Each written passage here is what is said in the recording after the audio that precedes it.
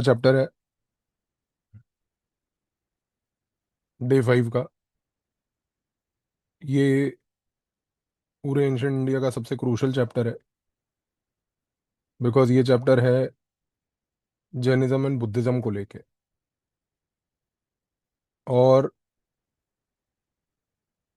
ये एक heavy chapter है। हैवी चैप्टर के साथ साथ बहुत डेंस है। इसको हम 2 डेज में करेंगे, टुडे एंड टुमारो। तो आज ही मैं आपको ये 2 दिन के टारगेट दे रहा हूँ। तो इस कॉन्टेक्स्ट में कल आपकी 8 बजे क्लास नहीं है फिर, क्योंकि आज ही हम 2 दिन का टारगेट देख रहे हैं। अब ये डिवाइड कैसे करना है हमें? हमें डिवाइड इसको ऐसे करना है।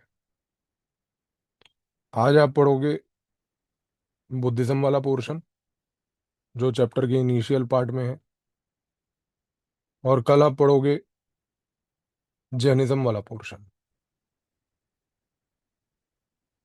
इस तरीके से हम ये चैप्टर को पहली बात तो पढ़ेंगे। 29 पेजेस का कंटेंट है इसका आपके पास। आपने इस नज़रिए से डिवाइड करना है। इस चैप्टर में डेंसिटी क्यों है, उसके 2 रीज़न हैं। पहला रीज़न है कि जब हम बात करते हैं इन रिलीजन के ओरिजिन्स की, तो वहाँ पर कुछ फैक्ट्स आते हैं जिनको मेमोराइज करने में टाइम लगता है। फिर दोनों बुद्धिज्म जैनिज्म में डॉक्ट्रिन्स आते हैं, और मैंने सारे डॉक्ट्रिन्स एक ही जगह पे दिए हैं आपको, तो आपको कोई स्ट्रगल नहीं करना कुछ कहीं पे जाके। डॉक्ट्रिन यानी कि इनकी फिलॉसफीज जो होती हैं, तो वो अंडरस्टैंड करने में टाइम लेती हैं। तो इसीलिए हमने इस चैप्टर को 2 दिन में डिवाइड किया है, क्योंकि ये एक दिन में अदरवाइज प्रोसेस करना मुश्किल होता है। तो समय की प्रॉब्लम नहीं होगी अब आपके पास, खास करके कल के एक्सपीरियंस के बाद इस चैप्टर को लेके एटलीस्ट। मैं नहीं चाहता कि इस चैप्टर को लेके आप रश करो, क्योंकि आपको भी पता है ये बात कि मेजोरिटी क्वेश्चन एग्जाम में इस चैप्टर से आते हैं। आगे के चैप्टर्स बाकी सारे वो पॉलिटिकल हिस्ट्री वाले ही हैं। पॉलिटिकल हिस्ट्री में सीधी सीधी क्रोनोलॉजीज हैं। क्रोनोलॉजीज के साथ साथ वो हर पर्टिकुलर पॉलिटिकल हिस्ट्री में उनका एडमिनिस्ट्रेटिव सिस्टम, रेवेन्यू सिस्टम है, वो याद करने वाली चीज़ें हैं। ये एक ऐसा यूनिक चैप्टर है जिसमें अंडरस्टैंड भी करना है और मेमोराइज भी करना है। क्योंकि ये वाला पार्ट, फैक्चुअल वाला पार्ट जो होता है, इसको मेमोराइज करते हैं, और ये डॉक्ट्रिन्स के पार्ट को अंडरस्टैंड करते हैं। तो इसको अपन 2 दिन में करेंगे, ठीक है जी। अब आप जब ये चैप्टर स्टार्ट करोगे पढ़ना, आप यहाँ पर एक चीज़ बड़ी इंपॉर्टेंट देखोगे। आप देखोगे कि इंडिया में, खास करके उस टाइम पीरियड पर जब ये जैनिज्म और बुद्धिज्म वाले रिलीजन्स इमर्ज हुए, इनका इमर्जेंस हुआ एक एज ऑफ क्वेश्चनिंग से। ये चीज को समझो पहले आप। मैं फिर बोलूंगा बेटा, मैकेनिकल रीडिंग मत करना, चीजों को समझो। जैनिज्म और बुद्धिज्म क्यों इमर्ज हुए? आज अगर मैं एक बेसिक क्वेश्चन ये पूछूं, ये बात सबको पता है कि they emerged because they wanted to challenge the Vedic supremacy उस समय की। वैदिक सुप्रीमेसी को चैलेंज इसलिए करना था क्योंकि वैदिक सुप्रीमेसी में बहुत ज्यादा सैक्रिफाइसेस आ गए थे, और वैदिक रिलीजन जो है दिन प्रतिदिन बेसिकली कॉस्टली बन गया था। क्योंकि वैदिक रिलीजन को करने के लिए हमारे को प्रीस्ट की भी जरूरत पड़ती थी। प्रीस्ट बहुत सारे सैक्रिफाइसेस बताते थे। तो कॉमन मैन जो था, उसके लिए बेसिकली क्या है कि वैदिक सुप्रीमेसी को फॉलो करना टफ था।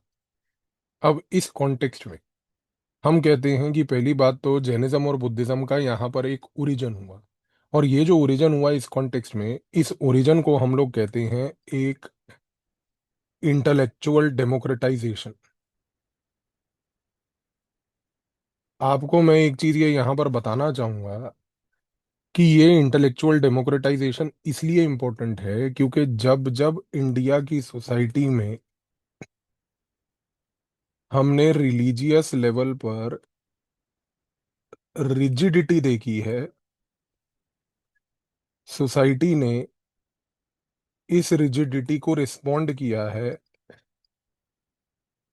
डेमोक्रेटाइजेशन से। और ये पहली बार नहीं हो रहा है।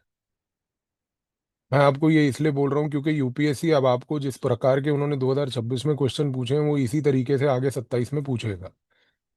हम देखते हैं कि वैदिक सुप्रीमेसी को लेकर जैनिज्म और बुद्धिज्म का ओरिजिन हुआ, जो कि यहाँ पर इसको चैलेंज करके आया बिकॉज यहाँ पे रिजिडिटी थी। आप ये चीज देखो कि जब इंडिया में हम पढ़ते हैं मिडीवल पीरियड, मिडीवल पीरियड में जब हम देखते हैं औरंगजेब का टाइम, औरंगजेब के टाइम पर जब हम देखते हैं फिर से वही religious rigidity, that religious rigidity is again followed by the rise of Indian Renaissance. और उस समय जो इंडियन रेनेसा होता है जिसको हम कहते हैं, that is basically again a reform movement, जिसको हम कहते हैं सोशियो रिलीजियस रिफॉर्म। आज की डेट में भी अगर आप देखो, यही अगर टैग अपनाना है तो Buddhism Jainism also are part of that socio religious reform.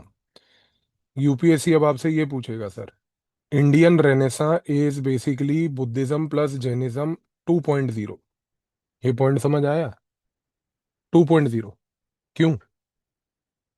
क्योंकि sir Buddhism Jainism were the first ever revolt to supremacy and rigidity. In this context Aurangzeb के टाइम पे भी जो रिलीजियस रिजिडिटी थी, उसका यहाँ पर बुद्धिज्म जैनिज्म की ही तरह Indian renaissance emerged as another renaissance. ये इंडियन फर्स्ट रेनेसा है। अगर कल को यूपीएससी ये बोलता है कि Jainism Buddhism came up as the first renaissance, तो सर वो सिर्फ ये फर्स्ट रेनेसा के बारे में नहीं पूछ रहा है, फिर वो मेंस में फिर ये टाइप के सवाल में वो आपके साथ जो सेकंड रेनेसा इंडिया में हुआ, खास करके ये वाला सोशियो रिलीजियस रिफॉर्म्स का, उसके कंपैरिजन में पूछ रहा है। फिर इस पूरे आंसर का यहाँ पर इंटेलेक्चुअल डेमोक्रेटाइजेशन जो है वो बनेगा इसका बैकबोन। इस नजरिए से आपको चीजों को सोचना है। तो जैनिज्म एंड बुद्धिज्म के जब आप ओरिजिन को आज पढ़ेंगे, इस ओरिजिन को आपने एक आइसोलेटेड इवेंट के तरीके से नहीं पढ़ना है। इस ओरिजिन को अब आपने इस नजरिए से पढ़ना है कि ये बेसिकली एक सोसाइटी का फीचर है।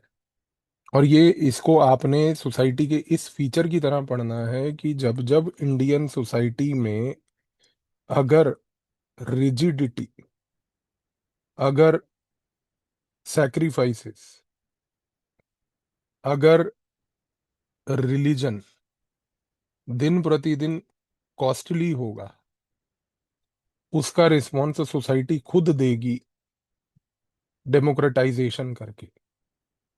ये थॉट प्रोसेस जानना सबसे जरूरी है बेटा। क्योंकि देखो बुद्धिज्म जैनिज्म में फैक्ट्स आप पढ़ो, मुझे उससे कोई आपत्ति नहीं है। फैक्ट तो आप पढ़ोगे और पढ़ना है ही है आपको। पर जिस लाइन ऑफ थॉट को दिमाग में रख के पढ़ना है, मैं आपको वो क्लियर कर रहा हूँ। दूसरी चीज, यहाँ पर फिर आपकी शुरुआत होती है लाइफ ऑफ बुद्धा से।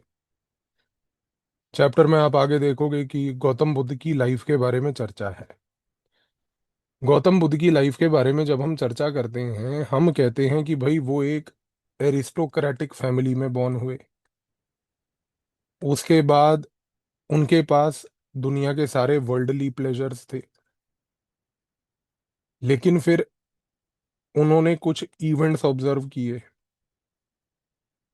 उनके इन कुछ इवेंट्स के ऑब्जर्वेशन के बाद एक पेक्यूलियर चीज ये हुई कि गौतम बुद्ध के इन इवेंट्स को ऑब्जर्व करने के बाद उन्होंने बेसिकली जो है इस प्रकार के वर्ल्डली प्लेजर्स को रिनाउंस किया।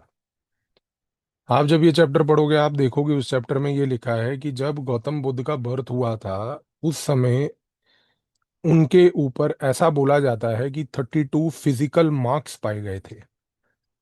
और ये जो 32 फिजिकल मार्क्स पाए गए थे, इससे ये इम्प्लाई हो रहा था, जो उस समय के लोगों ने इस चीज को देख के बोला कि इनके फेट में, इनकी किस्मत में या तो ये बनेंगे चक्रवर्तिन, यानी कि वर्ल्ड रूलर वर्ल्ड कॉन्करर, जो उस समय एक किंग को टाइटल दिया जाता था, और या फिर ये बनेंगे बेसिकली एक सन्यासी। और सरप्राइजिंग बात देखो कि he became the sannyasi rather than becoming the chakravartin. लेकिन दूसरी बात देखो sir, he could have become the chakravartin if need be, considering he was born in an aristocratic family. He was born in a family जिसमें basically जो Kosala kingdom था। लेकिन उसके बाद भी उन्होंने यहाँ पर वर्ल्डली प्लेजर्स को रिनाउंस किया। और ये वर्ल्डली प्लेजर्स को रिनाउंस करके जब वो बेसिकली इस पाथ पर चले, अब सबसे इंपॉर्टेंट चीज क्या है सर, ये जब वो इस पाथ पर चले, ये पाथ पर चलना उनके लिए पॉसिबल क्यों हुआ? ये इसलिए हुआ क्योंकि अब आपको यहाँ पर एक चीज याद रखनी है सर, जो कोशाल किंगडम था गौतम बुद्ध का, वो कोशाल किंगडम था बेसिकली एक गण संघ। ये आप पढ़ोगे। गण संघ जो होते हैं वो क्या होते हैं सर? गण संघ होते हैं बेसिकली कलेक्टिव असेंबलीज। इस कलेक्टिव असेंबली का इन्फ्लुएंस गौतम बुद्ध पर इंटेंस था। गण संघ में और एक राष्ट्र में फर्क है। फर्क ये है कि गण संघ में यदि decisions are collective means people are sitting discussing talking, vis a vis in contrast to a rashtra जहां पर एक राजा है, राजा ने एक प्रवचन दे दिया और पूरी जनता जो है भक्त मंडलों की टोली बन के उसको फॉलो करने लग गई।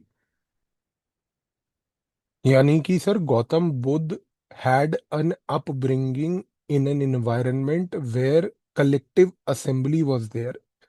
इस कलेक्टिव असेंबली के होने के कारण से इसका प्रभाव जब गौतम बुद्ध पे पड़ा, उस प्रभाव का इम्पैक्ट ये हुआ कि गौतम बुद्ध के अंदर एक ऐसी वैल्यू सिस्टम आई जिस वैल्यू सिस्टम के तहत उनको बार बार ये चीज क्लियर हुई कि उनकी आइडेंटिटी क्या होगी। और ये पॉइंट अब ध्यान से सुनिए जो मैं बोल रहा हूँ, आइडेंटिटी क्या होगी। गौतम बुद्ध को हम कहते हैं साक्या मुनि, ये उनका एक नाम है। Shakya Muni is name associated with the Shakya clan, जिस क्लैन से वो बिलोंग करते हैं। लेकिन यहीं पर याद रखिए कि गौतम बुद्ध का एक और नाम है तथागत। और तथागत का क्या मतलब होता है सर? तथागत का मतलब इस कॉन्टेक्स्ट में ये है सर कि वो व्यक्ति जो एक कॉस्मिक आइडेंटिटी से नहीं जोड़ता अपने आप को, बल्कि एक ऐसा व्यक्ति जो कि एक लोकलाइज्ड ह्यूमन रिफॉर्मर है। ये फर्क को समझिए सर। ये फर्क बहुत क्रूशल है। ये फर्क इसलिए क्रूशल है क्योंकि यहाँ पर ये चीज प्रूव करती है कि किस प्रकार से गौतम बुद्ध जो हैं वो आज की डेट में, किस प्रकार से गौतम बुद्ध जो है आज की डेट में वैदिक अथॉरिटी को रिजेक्ट करके कि वो कोई कॉस्मिक डिवाइन एंटिटी नहीं है, वो एक लोकलाइज ह्यूमन रिफॉर्मर है। ये चीज जो उन्होंने प्रूव करी कि मेरी आइडेंटिटी ये है। ये आइडेंटिटी मैटर करती है बेटा। ये इसलिए मैटर करती है क्योंकि इस आइडेंटिटी के तहत गौतम बुद्ध ने ये कम्युनिकेट किया कि आज गॉड को रियलाइज करने के लिए ह्यूमन एक्शन ही सफिशिएंट है, किसी प्रकार का सैक्रिफाइस नहीं। ये यहां से ओरिजिन होता है इस चीज का। The fact that he never claimed himself to be a person of some cosmic identity, कि हमें ब्रह्मांड ने बनाया है, हम ब्रह्मांड के हिस्से हैं, ऐसी बातें उन्होंने नहीं करी सर। वो भी वो टाइप की चीजें जो आप विजुअलाइज करके सोच ही नहीं सकते। इस रीजन से गौतम बुद्ध ने यहाँ पर ये इस प्रकार का काम करना चालू करा, पहली बात। दूसरी बात यहाँ पर देखिए आप, ये यहाँ जब हम बात करते हैं गौतम बुद्ध के आगे के बारे में, तो हम कहते हैं कि भाई 29 की एज थी उनकी। इस एज पे उनके साथ क्या हुआ कि उन्होंने लाइफ में चार इवेंट्स देखे। उन्होंने एक ओल्ड मैन को देखा, उन्होंने उसके बाद जो है एक सिक यानी कि एक बीमार व्यक्ति को देखा, एक डेड बॉडी देखी, और एक एसेटिक देखा। ये उन्होंने चार ऑब्जर्वेशंस किए। अब ये चार ऑब्जर्वेशंस का जो प्रभाव और इम्पैक्ट उनके जीवन पर पड़ा वो ये था कि उन्होंने इस प्रकार के चार इवेंट्स को देखने के बाद अपनी पैलेस लाइफ छोड़ दी, और पैलेस लाइफ को वो रिनाउंस करके बेसिकली जो है वो निकल चुके उसके बाद एक साधु का जीवन जीने। इसका क्या मतलब है? इसका मतलब ये है कि यहाँ पर ये जो चार इवेंट्स थे इनको मैकेनिकली नहीं देखना हमें सर। ये चार इवेंट से सिग्निफाई करते हैं कि कैसे गौतम बुद्ध को एक शॉक था, वो भी एक एग्जिस्टेंशियल रियलाइजेशन का। इस चीज को समझिए सर, एग्जिस्टेंशियल रियलाइजेशन। क्योंकि यहां पर गौतम बुद्ध को ये चीज का रियलाइजेशन हुआ कि भैया जीवन जो है वो सिर्फ एक पैलेस के अंदर राजा बन के रहने से नहीं है, जीवन की रियलिटीज अलग है। ये जो एग्जिस्टेंशियल रियलाइजेशन का उनको शौक लगा यहाँ पर, इसकी वजह से उन्होंने अपने कंफर्ट को सिर्फ त्यागा ही नहीं, बल्कि कंफर्ट को त्याग के उन्होंने एक साइकोलॉजिकल रियलाइजेशन किया।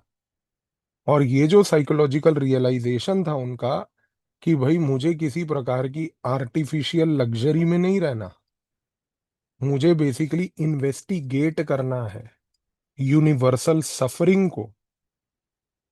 इस बात को उन्होंने इस रीजन से अडॉप्ट किया, ये चीज उन्होंने समझी। ये साइकोलॉजिकल रियलाइजेशन था गौतम बुद्ध को, कि मुझे ये प्रकार का एक पैलेस लाइफ ना जीने के बजाय, जहां पर एक आर्टिफिशियल लग्जरी है, मुझे यूनिवर्सल सफरिंग को इन्वेस्टिगेट करना है। इस पर्टिकुलर चीज से, इस इवेंट से हमें ये लर्निंग मिलती है कि कोई भी इंडिविजुअल जो है वो अपने लाइफ में प्रोग्रेस तभी करेगा जब वो लाइफ में क्वेश्चनिंग करेगा। और ये पॉइंट मैं इसलिए बोल रहा हूँ बेटा आपको, क्योंकि जब आप बुद्धिज्म के आगे जाकर डॉक्ट्रिन्स पढ़ के और उनकी फिलॉसफीज पढ़ोगे, तो वो डॉक्ट्रिन्स और फिलॉसफीज में हमेशा फोकस क्वेश्चनिंग पे रहेगा। हम ये चीजें उस समय समझ नहीं पाते, क्योंकि हमें लगता है यार बुद्धिज्म है, बुद्धिज्म में ये चार इवेंट हुए आज तक। आप खुद बताओ, जिन्होंने बुद्धिज्म जैनिज्म का चैप्टर पहले पढ़ा है, कभी आपने इन चार इवेंट्स के बारे में जब भी सुना, कभी आपने इस चीज को इस नजरिए से फोकस करके सोचा? कभी आपने इस नजरिए से सोचा कि ये चार इवेंट्स का प्रभाव आफ्टर ऑल उनके जीवन पर क्या पड़ा, और ये आगे जीवन की वजह से जो बुद्धिज्म के डॉक्ट्रिन है उस पे क्या इम्पैक्ट हुआ? हमें इस नजरिए से सोच बनानी है बेटा, चीज को समझिए। क्योंकि बुद्धिज्म के डॉक्ट्रिन्स की सेंट्रल फिलॉसफी है क्वेश्चनिंग। और ये फर्क है, क्योंकि देखो वैदिक टाइम्स में प्रिंसिपल फोकस था was not questioning, obedience, and obedience that to of the priestly class. और ये इतना सरप्राइजिंग बात है कि जबकि Vedas are based on questioning, but by the time of later Vedic period that element of questioning in the Vedas went away and obedience of the priestly class came. Point समझ रहे हो मेरा आप? Vedas are central texts based on questioning. पूरे वैदिक literature का focus is only on questioning. But by the time the later Vedic period came, later Vedic period तक आते आते वो क्वेश्चनिंग एलिमेंट वेदास का जो है इक्लिप्स हो गया, कवर हो गया, because of the sacrifices and the sacrificial economy created by the priestly class. जिसका फिर काउंटर गौतम बुद्ध ने ये निकाला कि go back originally to questioning. अब यहां पर आपके दिमाग में ये थॉट ऐसे चलना चाहिए कि सर ये जो गौतम बुद्ध ने क्वेश्चनिंग की बात बोली, यूपीएससी कल को ये कंपैरेटिव यार्डस्टिक में क्वेश्चन पूछ सकता है आपसे, कि गौतम बुद्ध का ये जो एलिमेंट ऑफ क्वेश्चनिंग था, ये वैदिक क्वेश्चनिंग से सिमिलर था। ट्रू या फॉल्स? ट्रू। क्योंकि वैदिक क्वेश्चनिंग, गौतम बुद्ध की क्वेश्चनिंग, दोनों चीजें सेम है, दोनों में कोई फर्क नहीं है। एक बीच में ऑल्टरनेट सिर्फ एक दीवार खड़ी हो गई। अच्छा अब आप देखिए, अभी आपको मैं बोल रहा हूँ ये लेटर वैदिक पीरियड की, और लेटर वैदिक पीरियड में जब मैं कह रहा हूँ कि ये क्वेश्चनिंग यहाँ पर खत्म हुई और सैक्रिफाइस चालू हुआ, आप ये इवेंट दोबारा रिपीट होते हुए देखोगे हिस्ट्री में। पता है कब? ये आता है गुप्ता पीरियड में, जिसको हम कहते हैं pinnacle of basically again you know the Hindu revivalism. क्योंकि गुप्ता पीरियड में फिर क्या हुआ sir? Questioning was absolutely down, sacrifices were again up. इसी रीजन से यूपीएससी ने सर 2023 में ऐसे दिया था, history is always repeats itself, either as a farce or a force. और वहां पे सिर्फ कंटेम्प्ररी एग्जाम्पल नहीं, ये भी एग्जाम्पल थे सर सारे, जिसमें आपको ये गौतम बुद्ध वर्सेस वैदिक period, letter Vedic period versus Gupta period, ये सारी चीजें लिखनी थी। वही बात है बेटा, कंटेंट आता नहीं है कहीं से, लाना पड़ता है। और वो आता कैसे है? जब आप दिमाग पे दबाव डाल के ये सोच बनाते हो। क्योंकि अगर ये प्रकार की सोच होगी ना, तो वो वाला ऐसे का टॉपिक देख के भी कोई डिफिकल्ट नहीं लगेगा आपको। आपको पता है अच्छा ये तो इसमें तो ये थॉट प्रोसेस है। ये तो मैंने बस आपको सिर्फ दिमाग में 2 मिनट रिकलेक्ट करना है। अच्छा हिस्ट्री में मैंने ये 3 4 5 एलिमेंट्स पढ़ रखे हैं, इकोनॉमी में ओके ये 4 एलिमेंट्स पढ़ रखे हैं, उस समय आपके पास 50 पॉइंट्स निकल आएंगे मिनट से पहले। बट प्रोवाइडेड सर कि आपने अपने ब्रेन को प्रिपरेशन के टाइम पे ट्रेन किया है इस लेवल पे। लोग ट्रेन नहीं करते। इसीलिए मैं क्या बोल रहा हूँ पिछले 4 दिन से आपको, नो मैकेनिकल रीडिंग। आगे के सारे सब्जेक्ट्स में मैं ये इन्फोर्स करूंगा आपके साथ। नो मैकेनिकल रीडिंग किसी सब्जेक्ट में भी। हिस्ट्री जैसे डेड सब्जेक्ट को मैं सबसे पहले स्टार्ट इसीलिए किया मैंने, क्योंकि लोगों को लगता है हिस्ट्री डेड है, यहां पर तो सिर्फ मैकेनिकल रीडिंग करनी है। This myth I wanted to bust. और आप देखो right now we are in what stage in 2026 again, in 2026 we are at the same stage sir. Zero questioning, only sacrifices. हर बंदे को रिलीजन अपना सिर्फ घर से बाहर जाके दिखाना है। कोई बंदा अपने आप अंदर बैठ के क्वेश्चनिंग और अपने आप को आज की डेट में कुछ पूछ ही नहीं रहा है। और कितनी आयरॉनिकल बात है सर, जिस मुंह से आप भगवान का नाम लेते हो आज की डेट में मेजोरिटी लोग उसी मुंह से जो है गालियां निकालते हैं। आप शब्द गालियां प्रयोग करते हो ना सर, और वही मुंह से आप जो है दिन में 10 बार भगवान का भी नाम लेते हो। आप सोचो सर किसकी इज्जत कर रहे हो आप, अपनी या भगवान की? कि वही मुंह से जिससे आपने दिन भर जाके दुकान पे बैठ के डल्ले पे बैठ के गालियां निकाली, अपने लोगों को गालियां निकाली, सुबह बस आप ढोंग कर रहे हो भगवान के सामने बैठ के वो धागा लगा के और ये यूं यूं यूं आरतियां करके सर, गुरुद्वारे मस्जिद मंदिर जाके। आप सोचो sir, we are back to the same era and we are again going to have a psychological realization that this entire thing is going to collapse soon. So वही कह रहा हूँ sir, history is just repeating again and again, observe this pattern. तो ये चीज आपको यहाँ पर याद रखनी है। इस रीजन से हम कहते हैं कि Gautam Buddha eventually understood one thing. उन्होंने ये समझा कि बॉस ट्रू इंटेलेक्चुअल इल्यूमिनेशन जो है वो तभी पॉसिबल होगी जब आप सर ओवर इंडल्जेंस अवॉइड करोगे, सेल्फ मोर्टिफिकेशन अवॉइड करोगे, और आप एक बैलेंस्ड पाथ अपनाओगे। बैलेंस्ड पाथ का आइडिया जो हम बात करते हैं, मध्यम, मिडल पाथ, ये कहाँ से आया बुद्धिज्म में सर? ये मिडल पाथ बुद्धिज्म में आज की डेट में यहां से आया सर, गौतम बुद्ध के इस रियलाइजेशन से आया। रियलाइजेशन ये थी कि सर ना तो ओवर इंडल्जेंस करना है जो वो पैलेस लाइफ में कर सकते थे, ना ही सेल्फ मोर्टिफिकेशन करना है कि शरीर को इतना तंग कर दो कि शरीर काम करना बंद कर जाए, दिमाग काम करना बंद कर जाए। Balanced path. क्योंकि सर लाइफ में ना सबसे बड़ी चीज यही है बेटा, बैलेंस्ड पाथ लाना ही सबसे मुश्किल पाथ है। ओवर इंडल्जेंस करना इजी थी, सेल्फ मोर्टिफिकेशन करना इजी थी, लेकिन सर बैलेंस लाना इज टफ। आप देखो ना, इसीलिए आज की डेट में ये लर्निंग कितनी वैल्यूएबल है। या तो आप ओवर कंजम्पशन ऑफ फूड करोगे, खा खा के मोटे हो जाओगे, और फिर या तो फिर कई लोग होंगे, आपने देखा होगा आज की डेट में एक्सट्रीम डाइटिंग करेंगे सर, एक्सट्रीम डाइटिंग। हमने तो जी सारा कुछ खाना छोड़ दिया। बेटा जीवन was all about a balanced path, कर पाए वो? क्योंकि जब आप ये बैलेंस्ड पाथ नहीं कर सकते ना लाइफ में, तो सर आपकी मानसिक परिस्थिति खराब है। You are mentally imbalanced because you are going to extremes of life. 4 घंटे जिमिंग कर रहे हैं जी हम, 4 4 घंटे जिम कर रहे हैं सर, आधा घंटा दिन में सैर करना भी जीवन के लिए सफिशिएंट है, और बिल्कुल जीवन में सैर ना करना भी इनसफिशिएंट है।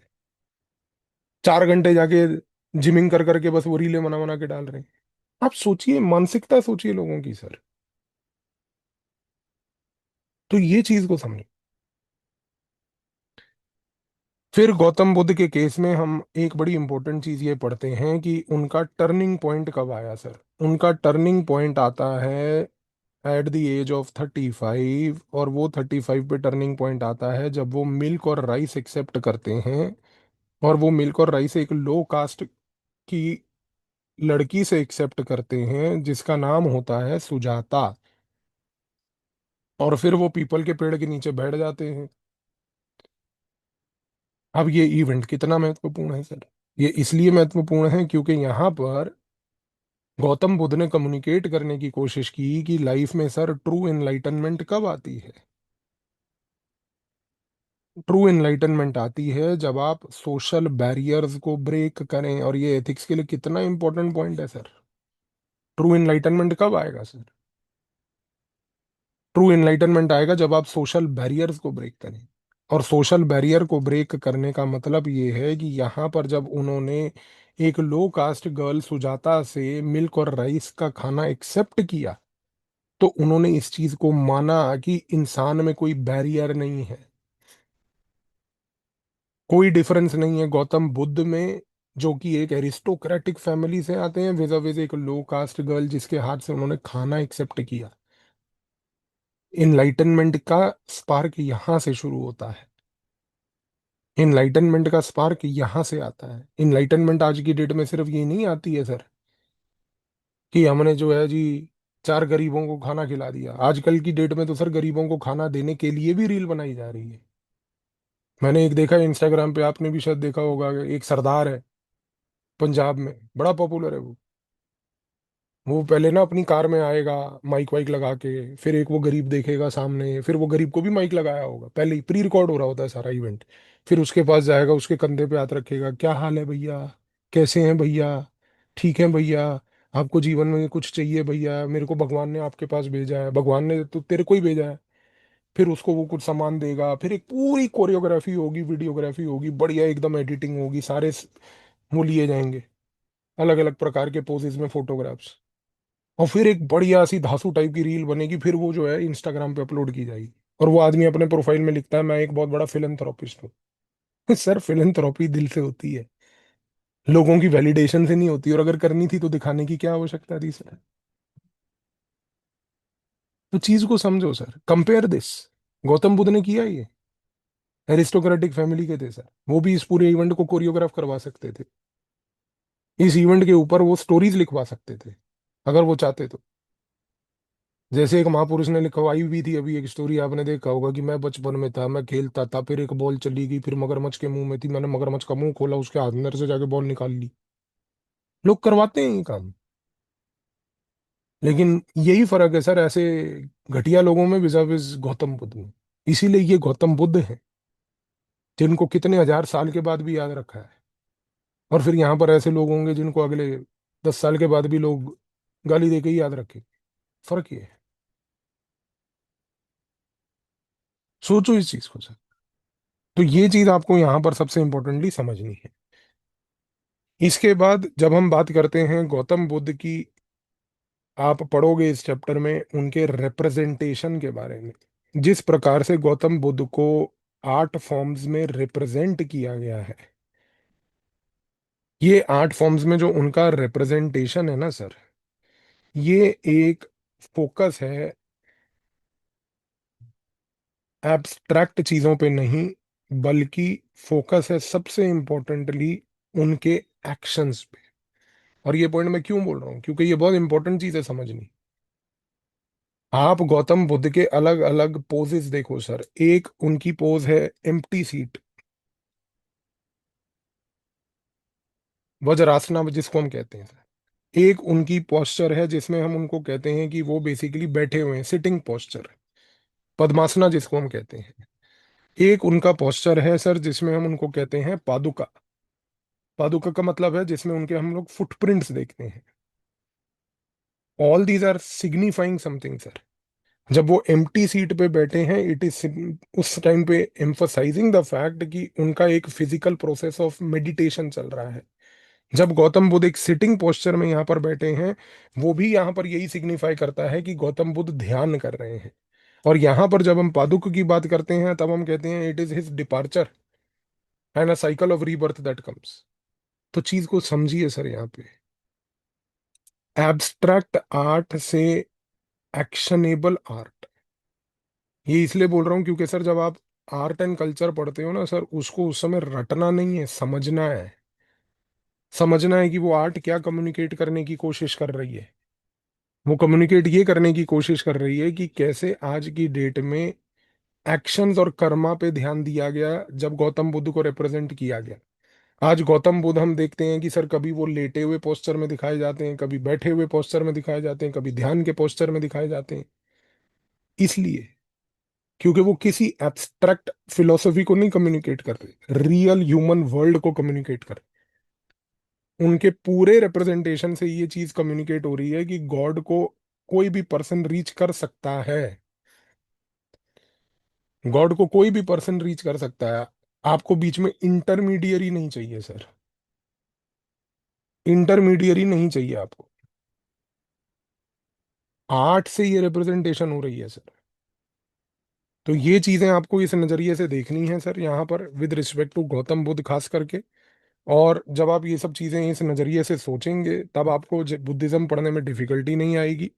और इसी के साथ साथ फिर अब अगर हम जैनिज्म की बात करें, तो यहाँ पर एक इम्पोर्टेंट पॉइंट ये आता है सर कि जब हम जैनिज्म को देखते हैं, तो जैनिज्म में सर कॉन्सेप्ट स्टार्ट होता है जिना से। जिना का मतलब है sir victory over your inner passion. और ये पॉइंट समझने की कोशिश कीजिए sir. Again both Buddhism and Jainism are coming to the same core point. It is your inner control that will enable you to lead a better life. फिर मैं बोलूंगा वही पॉइंट सर। बुद्धिज्म और Jainism का emergence क्यों हुआ? वैदिक supremacy को चैलेंज करने के लिए। वैदिक सुप्रीमेसी को चैलेंज क्यों करना था? क्योंकि वो इनर पैशन पे फोकस नहीं कर रहे थे। इनर पैशन पे फोकस किसने बोला? वैदिक सुप्रीमेसी में वैदिक टेक्स्ट ने बोला। वैदिक टेक्स्ट से डिवियंस किसने दिखाया? प्रीस्टली क्लास ने दिखाया। उस प्रीस्टली क्लास ने इनर पैशन को रिमूव करके फोकस सारा किया सैक्रिफाइसेस एंड सुपरफिशियलिटी पे। और इन्होंने फिर से जैनिज्म ने वही चीज बोली कि boss you have to have victory over your inner passion number one. इस रीजन से आप देखिए कि जैनिज्म में सबसे इंपॉर्टेंट फोकस किस पे किया गया।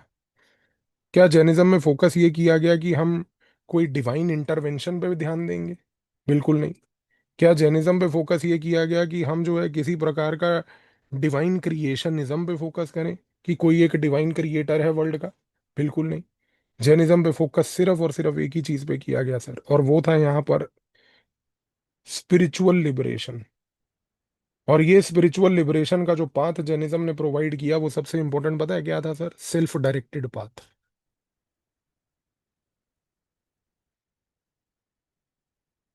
Self directed path. बुद्धा ने अपनी पूरी लाइफ का एक एग्जाम्पल दिखाया कि see I am walking on a path which if you walk you can attain liberation. Jainism ने वो पूरी की पूरी फिलॉसफी बना के दी कि स्पिरिचुअल लिबरेशन यदि प्राप्त करनी है तो एक सेल्फ डायरेक्टेड पाथ को फॉलो कीजिए। और यही चीज जैनिज्म में सारे तीर्थंकरों ने की, जो उन्होंने वहां पर डिस्प्ले किया। ये चीज अब आपको यहाँ पर क्लियर होनी चाहिए। अब ध्यान दीजिए इस चीज को लेकर कि जब हम बात करते हैं जैनिज्म में, तो फिर हम यहाँ पर वही चीज बोलते हैं सर, वर्धमान महावीर को लेके। Again Vardhaman Mahavira like Gautam Buddha was born in an aristocratic family sir. Again उनके पास एरिस्टोक्रेसी का एक वो था। और इसके बावजूद भी होने के आप सोचिए कि उन्होंने पाथ अपनाया empirical investigation of soul. Empirical investigation of soul. और ये इंपेरिकल इन्वेस्टिगेशन ऑफ सोल जो उन्होंने पाथ अपनाया, उसमें उन्होंने क्या बात करी? उन्होंने ये बात करी कि भाई देखो, हमें यहाँ पर फोकस करना है एब्सोलूट ऑस्टेरिटी पे। ये पॉइंट डिफर करता है जैनिज्म और बुद्धिज्म में सर। जब हम बात करते हैं इस चीज की कि बुद्धिज्म में गौतम बुद्ध ने मना किया सेल्फ मोर्टिफिकेशन, वर्धमान महावीर जी ने बोला कि नहीं sir, absolute austerity is crucial. अब देखो दोनों, जैनिज्म और बुद्धिज्म इमर्ज हुए एज रिवोल्ट टू वैदिक सुप्रीमेसी। लेकिन ये नहीं कह सकते कि Buddhism and Jainism were both unified in their thought. Both had different ways of achieving liberation.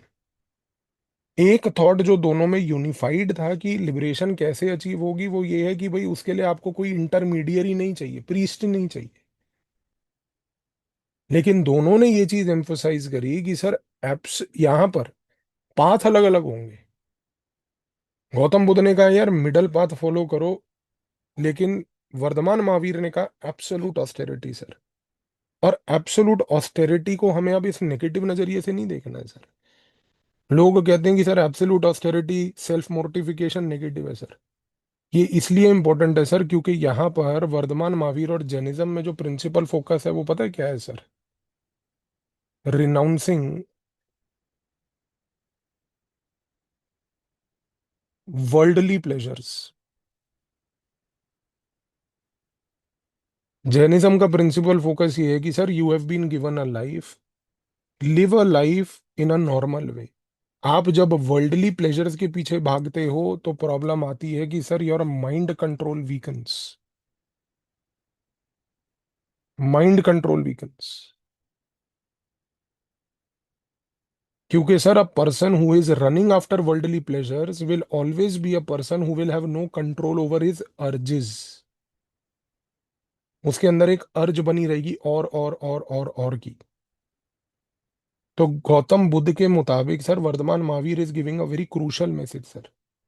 अगर गौतम बुद्ध कह रहे हैं कि नहीं ठीक है भाई थोड़े से वर्ल्डली प्लेजर्स भी इंजॉय कर लो, महावीर कहते हैं नहीं सर, कंट्रोल, आत्म control, self control is the key sir. क्योंकि जिसने सेल्फ कंट्रोल किया वो ही सिद्ध प्राप्त करेगा। सिद्ध यानी कि यहां पर he will go into a state of permanent bliss. Permanent bliss. तो ये चीज बड़ी इंपॉर्टेंट है सर यहाँ पे। अच्छा, अब सबसे बड़ी बात आप ये देखो सर, जब हम बात करते हैं जैन फिलोसफी की, जैन फिलोसफी में वर्तमान महावीर और जैनिज्म फोकस करते हैं सर त्रिरत्न के कॉन्सेप्ट पे। त्रिरत्न का कॉन्सेप्ट जो होता है वो होता है right faith, right conduct, right knowledge. And knowledge में ना सर ये कोई बुक नॉलेज नहीं है सर, ये नॉलेज है about basically the truth of life. Academic knowledge की बात नहीं हो रही सर, जीवन की सच्चाई। और वो कैसे पता चलती है? जब आपका राइट कर्मा होता है, और राइट कर्मा के साथ साथ सर आपका राइट फेथ होता है। राइट फेथ का मतलब ये है कि सर एक बिलीफ कि जो आप कर रहे हो वो करेक्ट है। ये कॉम्बिनेशन था इन तीन चीजों का, कॉम्बिनेशन था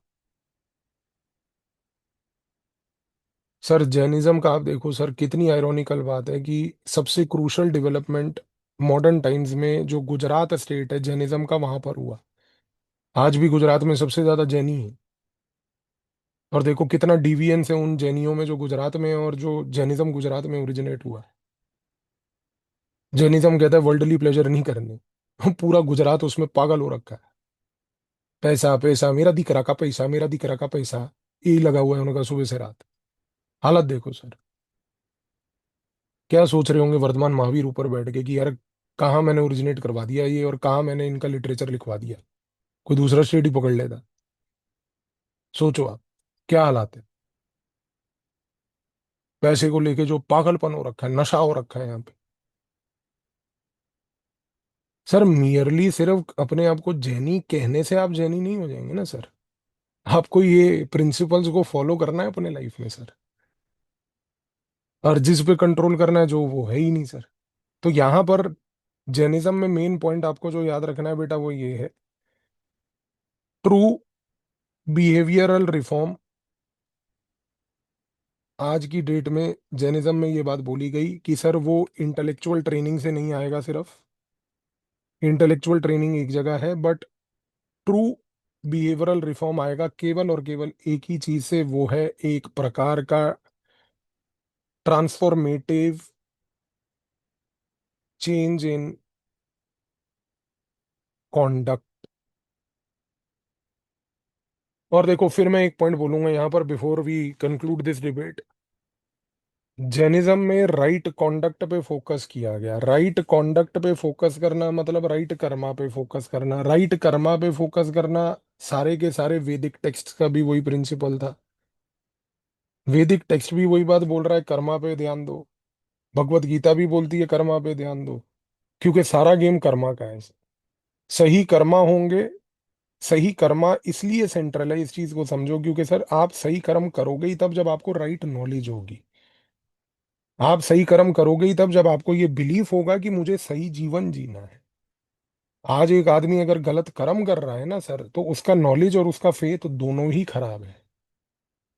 इसीलिए सेंट्रलिटी कॉन्डक्ट पे है, वो चाहे जैनिज्म में हो और वो चाहे फॉर दैट मैटर सनातन धर्म में हो।